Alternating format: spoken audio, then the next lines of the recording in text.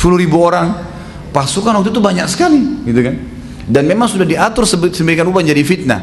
Jadi waktu pasukan Ali datang, orang-orang Khawarij nggak pakai nunggu, langsung mereka pecik dengan takbir, melempar anak panah ke sana. Ali pikir menyerang. Ali lihat di depan ada Talha dan Zubair sama Aisyah. Wah, ini berarti memang membentuk pasukan pemberontakan, gitu kan. Padahal sebenarnya mereka tidak ngerti apa-apa.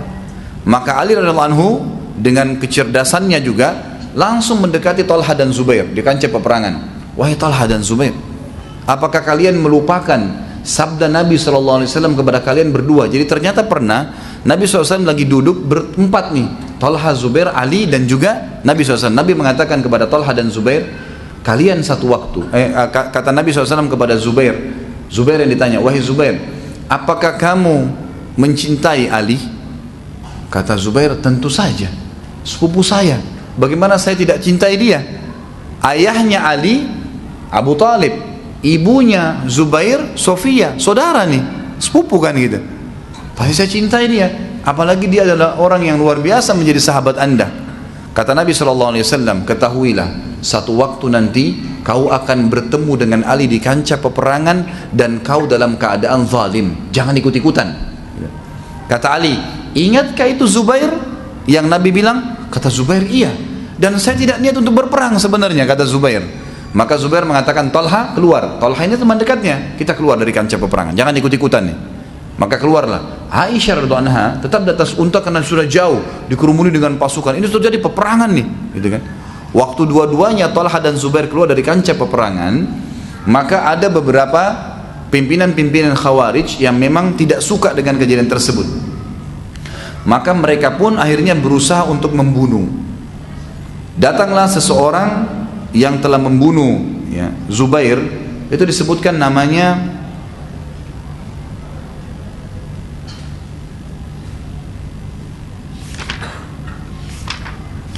kalau tidak salah Ibnu Jurmuz ya, saya lagi cari dulu. Iya, Ibnu Jurmuz, betul.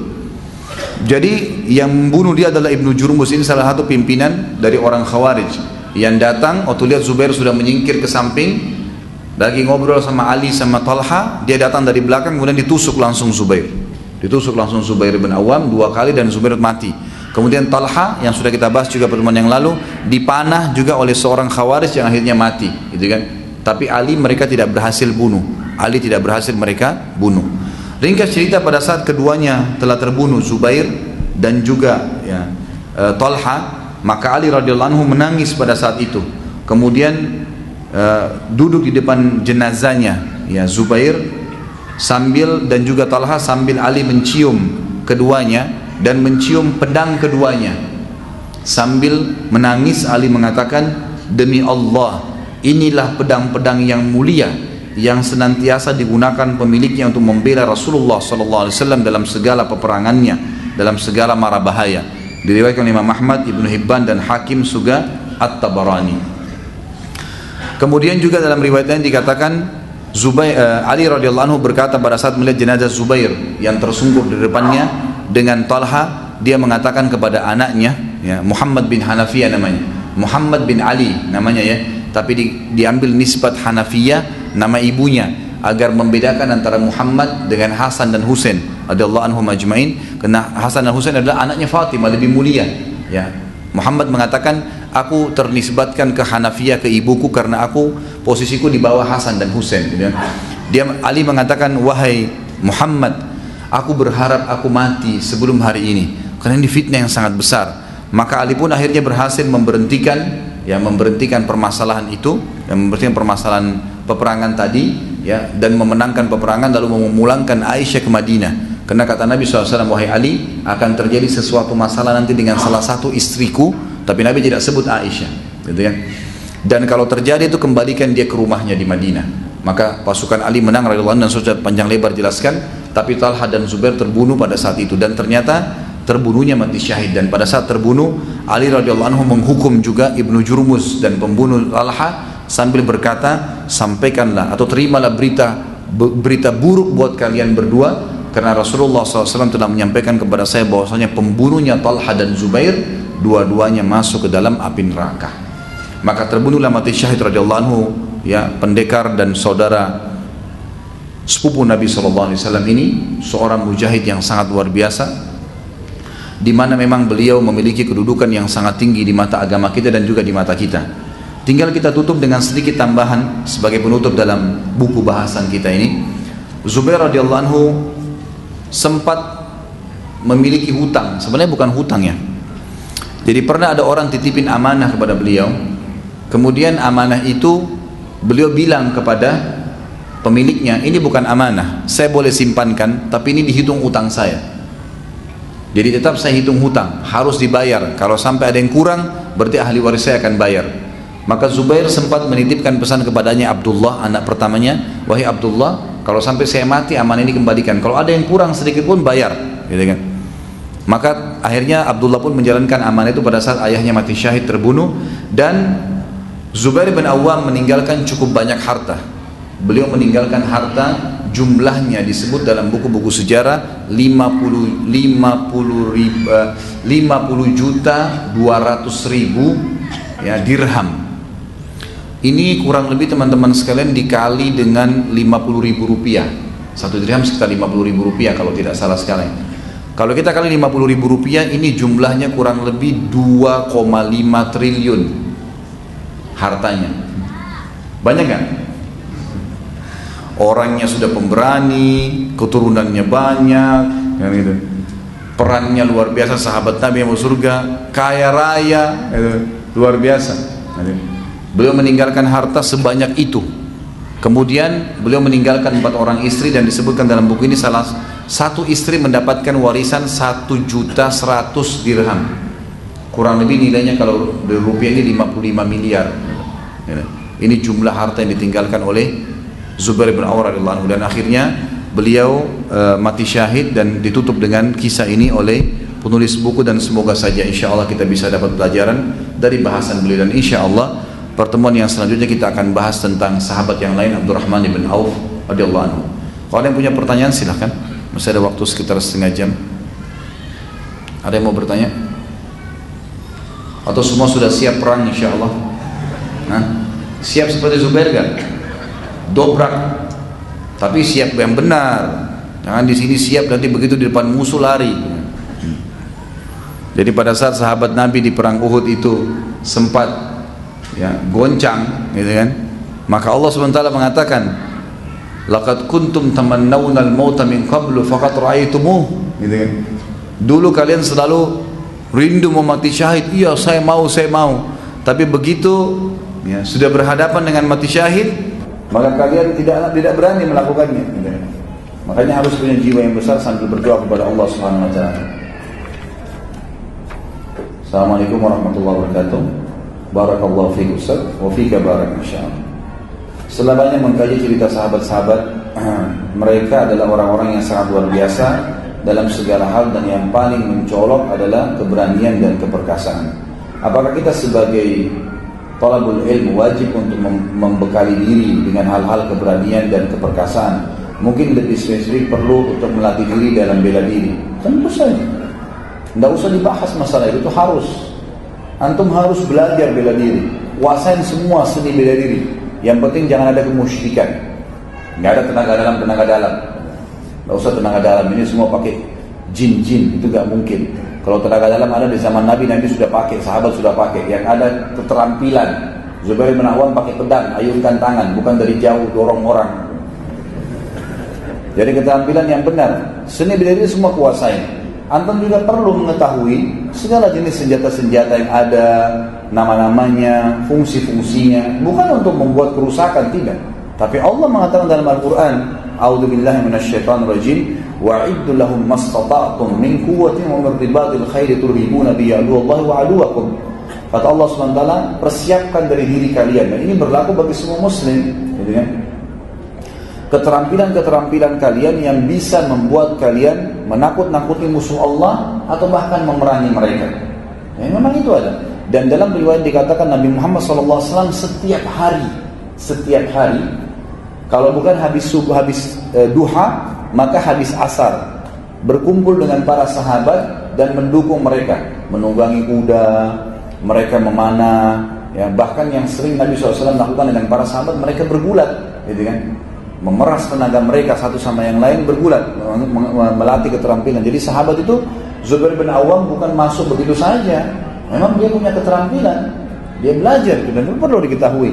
Kalau zaman sekarang mungkin ada pedang, ada pisau kayak zaman dulu dipakai, mungkin juga ada senjata-senjata, senapan, apa saja, jenis-jenis senapan itu dibaca keterangannya, informasinya, itu kan itu baca, bukan untuk digunakan sebagai orang yang melakukan dengan terorisme atau mengancam orang, itu jauh sekali dari agama.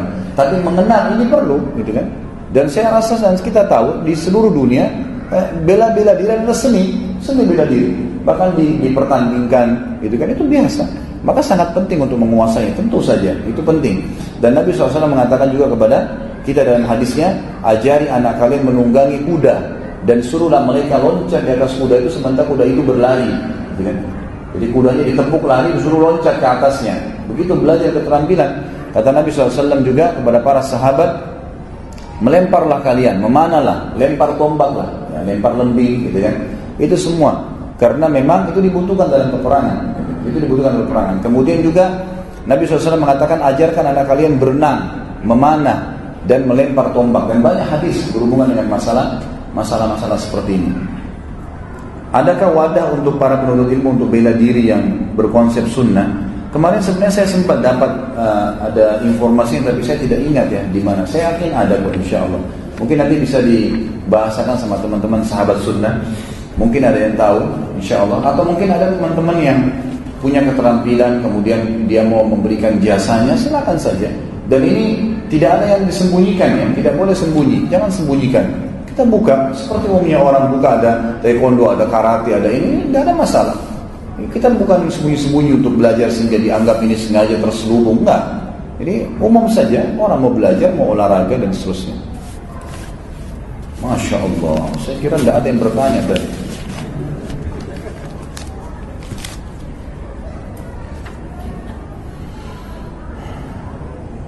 Assalamualaikum warahmatullahi wabarakatuh. Waalaikumsalam warahmatullahi wabarakatuh. Jazakallahu khair atas semua jawaban dan pertanyaan saya via SMS, WA atau saat kajian. Wa iya insyaallah. Tapi yang belum terjawab, mohon maaf ya. Ini SMS di HP saya 300 kan. 321 hari ini. Saya jawab 20, masuk 50 gitu kan. Di WhatsApp juga begitu. Masuk sekian puluh, sampai ada seorang ikhwan di Makassar kemarin, tidak sengaja saya lagi buka HP saya, sepupunya minta nomor HP. Terus dia bilang, hati-hati kalau SMS ke Ustaz Khalid, kadang-kadang kecewa itu, karena lama dijawabnya itu. Terus saya buka HP saya, tidak sengaja saya lagi mau buka SMS, dia lihat rupanya dia lagi bawa mobil. Dia lihat, kemudian dia lihat SMS, sebelum dibuka kotak pesannya itu tertulis 251. Dia bilang, sebentar Ustaz, saya mau foto dulu. Difoto sama dia SMS-nya. Ini lihat nih SMS-nya Ustaz Khalid ini 251 belum dijawab. Padahal sudah 500 lebih saya jawab gitu kan. Itu yang tertinggal. Jadi insya Allah kalau antum sudah sempat dijawab, alhamdulillah. Tapi yang belum terjawab saya usahakan ya. Makanya sampai di BlackBerry saya sudah tidak aktif sama sekali karena terlalu banyak, di email terlalu banyak, di WhatsApp terlalu banyak, ya, dan juga di SMS. Jadi mudah-mudahan saja antum bisa mengerti masalah itu dan tidak ada maksud untuk tidak menjawabnya. Saya bekerja di sebuah instansi. Bolehkah kita menolak jabatan yang kita tahu bahwa di dalamnya ada rekayasa data, pungutan tidak resmi kepada rekanan? Tentu boleh saja, malah bagus. Ada dalam agama kita kan sebuah titik penting, ya, pegangan penting dalam hidup kita, faedah penting namanya muru'ah.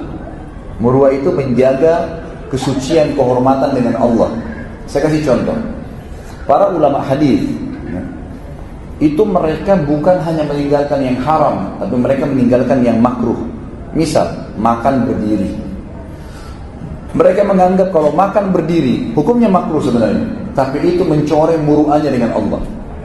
Bahkan para ulama hadis, sebagian ulama hadis itu kalau ditahu dia pernah berbuat yang makruh, bisa saja hadisnya dari sahih turun ke hasan. Saking pentingnya mereka menjaga muru'ah itu, gitu kan? Muru'ah ini masuk contohnya misalnya pekahnya seseorang untuk menolak yang haram, pekahnya seseorang terhadap kesalahan yang dia lakukan sehingga dia tidak mau bawa itu ke akhirat. Seperti kalau teman-teman sudah pernah dengar, pernah saya sampaikan kisah Imam Bukhari rahimahullah. Beliau pernah mau pergi berburu sama teman-temannya. Kemudian sebelum berburu, sebelum teman-temannya datang, beliau lagi belajar memanah, latih manah di depan halaman rumahnya sendiri. Ternyata anak panahnya itu sempat ada satu yang melesat, kemudian kena ke pagar tetangganya, tercuil sedikit. pagar tangganya pagar kayu. Imam Bukhari langsung berhenti, panggil pembantunya di rumah, dia bilang sampaikan kepada teman-teman saya kalau saya tidak jadi ikut memburu hari ini, dan sampaikan salam saya kepada tetangga, bilang kalau saya siap mengganti pagar dia. Tercuil sedikitnya, saya ganti pagarnya dia yang saya sudah lukain itu, sudah rusak. Maka pembantunya pun melakukan itu, dibatalin berburu hari itu. Lalu kemudian dia ke tetangga, waktu tetangganya dengar apa yang disampaikan, dia bilang jangankan pagar saya, rumah saya kasih Imam Bukhari, nggak apa-apa gitu. Nggak usah, saya sudah maafin. Apa yang terjadi? Waktu Imam Bukhari dengar kejadian tersebut, beliau sujud syukur kepada Allah, beliau bersedekah kasih orang miskin. Lalu ditanya sama pembantunya, kenapa Imam? Ada apa sebenarnya? Dia bilang, alhamdulillah yang telah menyelamatkan saya tidak punya musuh hari kiamat. Itu bayangkan ya, tercuil. Berapa kali kita injak sendalnya orang, berapa kali kita berbuat banyak hal yang kita tidak pedulikan. Itu menjaga kehormatan namanya. Termasuk di sini adalah menolak hal-hal yang berbau maksiat. Itu menjaga muru'ah namanya, gitu kan? Kalau ini ide yang sangat bagus. Kalau antum tahu jabatan itu berbahaya dan ini bisa mengganggu ibadah, bisa mengganggu apa saja. Bahkan ada seorang ikhwan datang kepada saya kemarin habis tabligh akbar juga di Makassar. Ustaz, saya ini mau bukan di Bontang ya.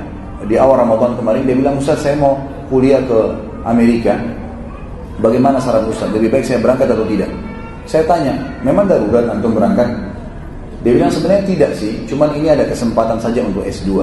Di negara Islam tidak ada. Ada. Lalu kenapa harus ke sana? Di sana itu negara kafir, walaupun ada muslimnya, tapi tinggal di negara kafir ada konsekuensi hadis Nabi. Ana bari'un mimman asya baina adhhuril musyrikin, kata Nabi. Saya berlepas tangan dengan orang-orang yang hidup di negara-negara orang kafir. Bukan tidak boleh, boleh. Tapi kata Nabi saya berlepas tangan. Artinya begini, kalau nanti kamu susah sholat, kalau kamu mati nanti di kuburnya susah, cari makanan halal susah, ya itu konsekuensi kamu, gitu loh. Karena kalau di negara Islam pasti akan banyak, gitu kan. Maka saya bilang, kalau sesuatu yang bukan darurat, kenapa harus dipaksain aja? Ya, coba jaga kehormatan muru'ah agama kita. Kalau darurat silakan. Lahir terlanjur di negara sana, memang ada jabatan yang harus, duta misalnya, atau orang harus menuntut ilmu, tidak ada di negara Islam, atau mungkin memang di sana dapat beasiswa, itu pun cuma pergi dan pulang. Tapi kalau sengaja datang ke sana untuk tinggal, ini satu hal yang harus dijadikan tanda tanya nih, gitu kan?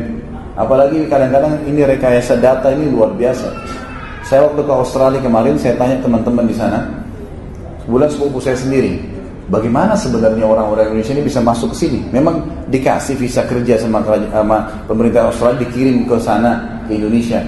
Dia bilang setahu saya enggak, tapi mereka ini rata-rata masuk ke Australia buat data palsu, mengatakan bahwasanya di Indonesia mereka tertindas, masuk ke sini, macam-macam alasannya. Ada yang mengatakan dia mau nikah sesama jenis tapi Indonesia nggak bisa, atau dizalimi lah, tidak bisa bebas untuk mengembangkan pemahaman yang dianggap sesat seperti Ahmadiyah, yang paling sering pakai itu, gitu kan?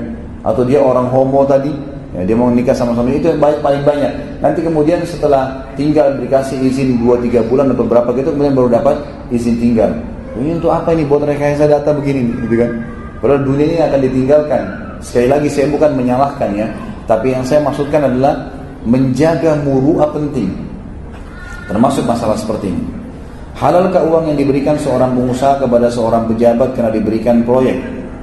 Uang ini seperti semacam peraturan yang tidak tertulis, walaupun tidak disepakati dari awal, tapi masing-masing pihak sudah maklum karena sudah tradisi dan dari tahun-tahun sebelumnya. Kalau memang proyek itu berjalan tanpa fee yang dikasih, misal kalau pengusaha itu kasih atau tidak, memang karena dia berkualitas tetap memang layak menerima, gitu kan? Tapi pada saat dia terima proyek, dia ingin memberikan balas jasa, itu tidak masalah. Tapi kalau memang dianggap tadi kayak misalnya sebuah tradisi, artinya tidak akan dapat kalau tidak ada itu, maka ini tidak boleh, gitu kan? Ini masuk pada hal yang tidak dibenarkan, karena nanti orang si pejabat ini dia tidak ada lagi masalah kualitas, yang dia lihat adalah siapa yang memberikan kepada dia persentase, gitu kan? Maka ini berbahaya. Apa saja amalan untuk merealisasikan wahtisaban dalam puasa di siang hari dan qiyam Ramadan? Jadi hadis Nabi SAW yang mengatakan siapa yang mendirikan Ramadan dan siapa yang puasa Ramadan dengan iman dan ihtisab, maka diampuni dosanya telah lalu. Ihtisab artinya mengejar pahalanya, mengerjakan maksimal apa yang diperintahkan sementara puasa. puasanya, baca Qur'annya, sholat malamnya, ya zikirnya, semua menjauhi diri dari kemaksiatan, itu namanya ihtisab. Itu namanya ihtisab. Ini pertanyaannya tolong sesuai tema ya, jangan kemana-mana ini. Ustaz, di bulan Ramadan ini apakah dosa besar bisa diampuni? Ya, kalau taubat nasuha diampuni. Di Ramadan kedua Ramadan harus taubat nasuha. Syaratnya 3. Tinggalkan dosa-dosa seketika, lagi riba, lagi zina, lagi bohong, berhenti. Pada saat itu berhenti. Sesali dan janji sama Allah tidak diulangi. Ini Imam Nawawi mengatakan tobatnya diterima. Ramadan atau luar Ramadan, tidak ada masalah, gitu kan? Dan tobat sebuah ibadah yang diperintahkan. Mohon nasihat untuk teman saya yang baru sekali ini mengikuti kajian sunnah. Ahlan wa sahlan, silahkan ikut. Dan insya Allah kalau dia hadir di sini, teman-teman yang baru hadir, Anda bisa lihat ceramah kita 2 jam bahkan 3 jam. Tadi kita mulai jam 9 kalau tidak salah. Ini sudah hampir 3 jam ceramah kita sampaikan. Saya yakin kalau Anda niatnya ikhlas, dan insya Allah kami juga begitu, Anda akan dapatkan manfaat ilmu. Maka orang yang sudah merasakan manfaat ilmu, pasti dia akan datang lagi, gitu kan? Pasti orang akan datang, karena tahu ini ada manfaatnya. Ini bukan duduk majelis kosong, ngakak-ngakak, ketawa-ketawa, atau lawak. Ini majelis ilmu yang bisa, subhanallah, bisa dari sekian kisah yang saya sampaikan tadi, bisa saja satu kisah itu sudah mengubah hidup antum menjadi jauh lebih baik sampai meninggal, bukan mustahil. Makanya penting dulu dalam majelis ilmu duduk dengan orang-orang yang berilmu, orang yang saleh, kita duduk sama mereka. Tujuannya agar kita bisa mendapatkan manfaat. Karena satu kisah bisa membuat hidup kita berubah ya, sampai kita meninggal. Sama halnya tidak boleh duduk dengan orang-orang yang buruk. Orang-orang yang buruk ini bahaya, yang tiap malam di diskotik, tiap hari gonta-ganti pasangan, tiap hari minum khamr. Ini berbahaya, karena bisa satu kisah dari mereka tentang nikmatnya zina, naudzubillah, atau nikmatnya khamr, maka membuat kita terpengaruh dan sampai meninggal bisa melakukannya. Maka berbahaya sekali. Tentu yang hadir di majelis ilmu manfaatnya sangat besar ya. Di antaranya adalah ilmu ini akan mendatangkan iman. Dan kalau iman sudah ada, maka semua amal soleh kita siap lakukan. Semoga saja insya Allah yang baru hadir bisa menghadiri ceramah-ceramah selanjutnya, yang mudah-mudahan tentu dia tahu akan ada manfaat yang dia dapatkan. Baik, saya dahulukan dulu sesuai dengan pertanyaannya. Ini saya sudah kemana-mana nih, masalah sholat ditanya lagi.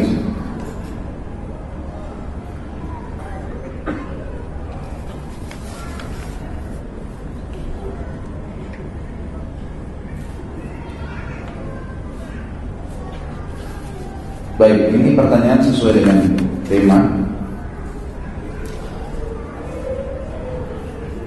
Diceritakan ada orang yang berjihad namun masuk neraka. Siapa orang yang berjihad namun masuk neraka? Apa alasannya dan mohon penjelasannya? Hadis Bukhari menjelaskan, kata Nabi SAW, 3 orang yang paling pertama dihisab hari kiamat dan paling pertama masuk neraka. Orang yang pertama adalah orang yang berjihad di jalan Allah. Yang paling pertama itu, di jalan Allah. Maka didatangkanlah orang ini di mahkamah Allah di kiamat. Lalu Allah perlihatkan padanya tentang nikmat-nikmat yang Allah kasih. Keberanian, dia masuk medan perang, dia membunuh musuh, dia takbir, semua diperlihatkan. Lalu dia lihat, dia kenal nikmat itu. Lalu kata Allah SWT, apa yang kamu lakukan dengan nikmat yang saya kasih ini? Keberanian yang ada, peluang untuk masuk di jihad, kamu bisa membunuh musuh, itu luar biasa. Apa yang kau lakukan? Dia bilang, ya Allah, tidak ada kesempatan untuk berperang di jalanmu kecuali saya lakukan, dan saya kerjakan itu karena kamu. Kata Allah, kamu dusta. Kamu berperang agar kau dibilang pemberani, gitu kan? Maka kata Nabi SAW, Allah pun berfirman pada para malaikat, saya lihat orang ini lempar ke neraka. Jadi memang jihad nggak boleh, ibadah. Jangan karena mau dibilang pemberani, gitu kan? Ada seseorang yang pernah di zaman Nabi SAW mati masuk neraka. Ya. Kalau tidak salah, namanya dia Kazman. Kalau tidak salah, orang ini bernama Kazman.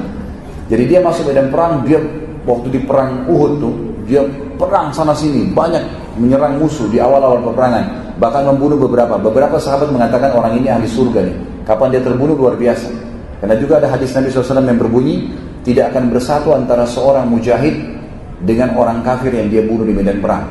Tidak akan bersatu ya. Dalam arti kata memang di sini dia kalau sudah membunuh satu orang kafir, dia akan selamat dari neraka, jaminan. Gitu. Maka sahabat mengatakan orang ini ahli surga nih.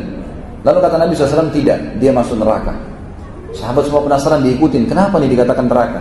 Ternyata orang ini sempat kena tebasan pedang kakinya, betisnya berdarah.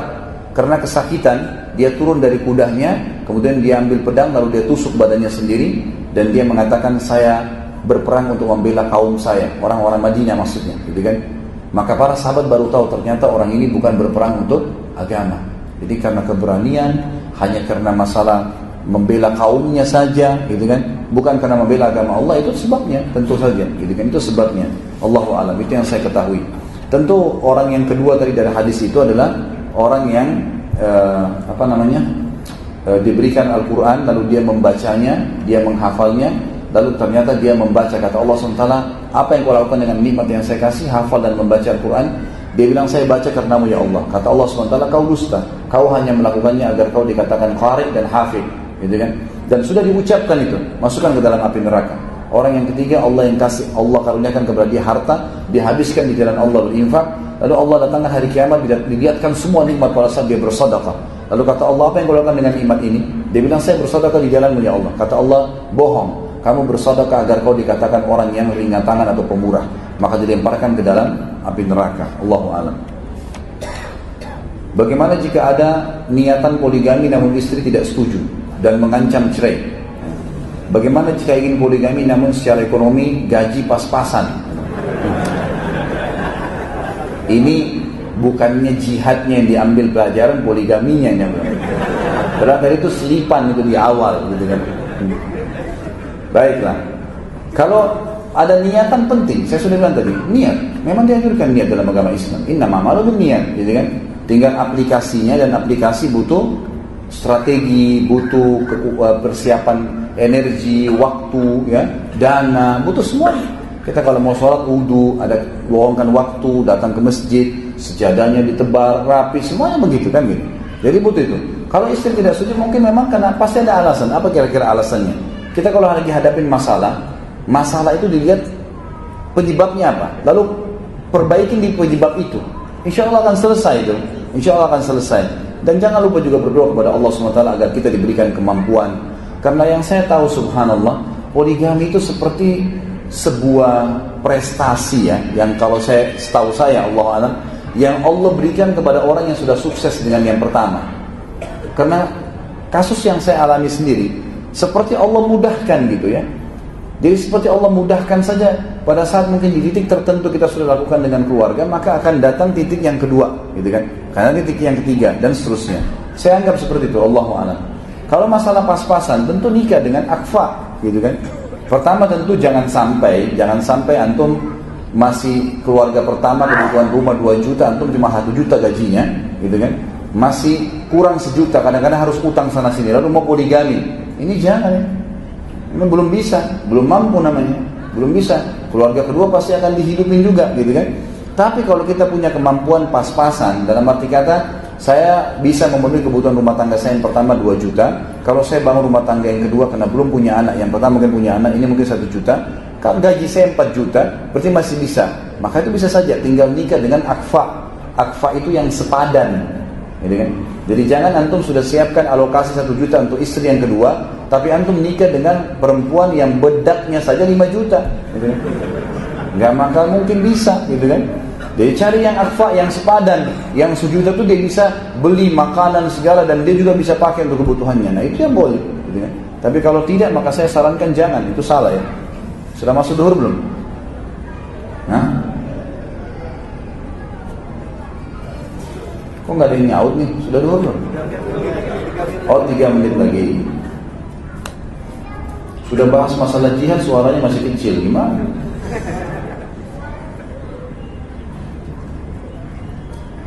Ini ikhwan, pertanyaannya coba sesuai dengan tema ya. Ini kemana-mana bahasannya.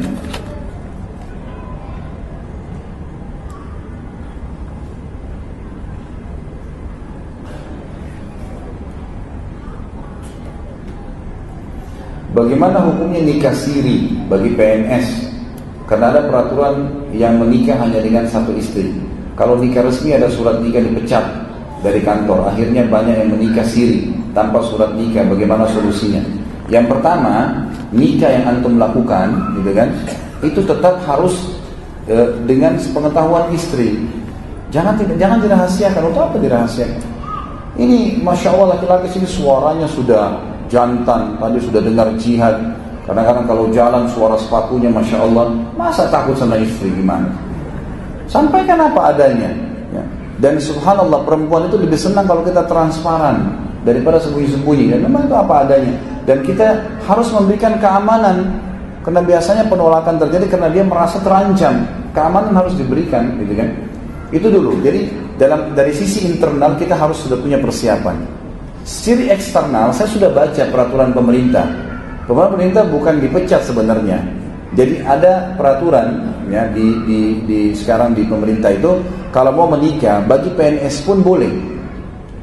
Itu keluar peraturan boleh, tapi ada surat ya yang dikeluarkan oleh kantor. Dalam arti kata memang orang ini ya tidak bermasalah kalau berpoligami. Ada orang subhanallah belum poligami, baru satu istri terlambat terus ke kantor, gitu kan? Bagaimana kalau istrinya dua? Gitu kan? Ini tambah kacau kerjaannya nanti. Maka itu wajar-wajar saja diberikan peraturan. Gitu kan? Dan saya tahu insya Allah tidak ada masalah. Kalau secara umum hukum nikah tanpa maksudnya nikah siri, gitu kan? Itu adalah hukum yang masih khilaf di antara ulama. Tapi umumnya ulama mengatakan itu nikah yang sah. Karena secara syar'i nikahnya sah, gitu kan? Tapi secara internal dia sudah harus memperbaiki dengan keluarganya. Jadi jangan sampai bangun rumah keluarga baru sama keluarga yang lama jadi rusak. Zubair memiliki 1000 budak. Apakah 1000 budak tersebut juga ikut perang? Apakah semua budak tersebut muslim? Apa hukumnya seorang budak muslim mengikuti jihad? Tidak disebutkan dalam riwayat ya, apakah mereka itu semuanya jihad atau tidak. Tapi yang jelas Zubair bin Awam dari kisahnya berarti suka mengajak anaknya ke medan perang dan seterusnya. Tapi tidak disebutkan apakah memang itu ya dia ikutkan perang. Allahu a'lam. Dan apakah sebuah muslim juga belum saya temukan data-datanya, saya tidak tahu masalah itu. Dan di sini apa hukumnya kalau budak muslim ikut perang? Boleh saja, tidak ada masalah. Banyak budak-budak yang dalam Islam ikut berperang. Allahu a'lam. Jadi mohon maaf ikhwah sekalian, yang lain saya tidak bisa jawab karena terlalu banyak. Dan mudah-mudahan antum bisa ikutin. Saya sarankan ikutin web www.khalidbasalamah.com atau di YouTube. Ada ceramah-ceramah kita yang rutin, sudah 250 ceramah sekarang. Dan setiap ceramah pasti ada tanya jawab. Mungkin pertanyaan-pertanyaan yang ditanya tadi masalah zakat, masalah sholat, insya Allah sudah terjawab di situ. Mungkin begitu dulu. Kita memohon kepada Allah Subhanahu Wa Taala agar seluruh ibadah kita yang kita kerjakan diterima oleh Allah Subhanahu Wa Taala. Sholat, puasa, baca Al-Quran, dan juga diberkahi sisa umur kita ini. Mudah-mudahan bermanfaat, dan kalau ada benar dari Allah, pada saat ini saya mohon dimaafkan. Subhanakallahumma bihamdika, asyhadu an la ilaha illallah, astaghfirullah wa atubu ilaik. Wassalamualaikum warahmatullahi wabarakatuh.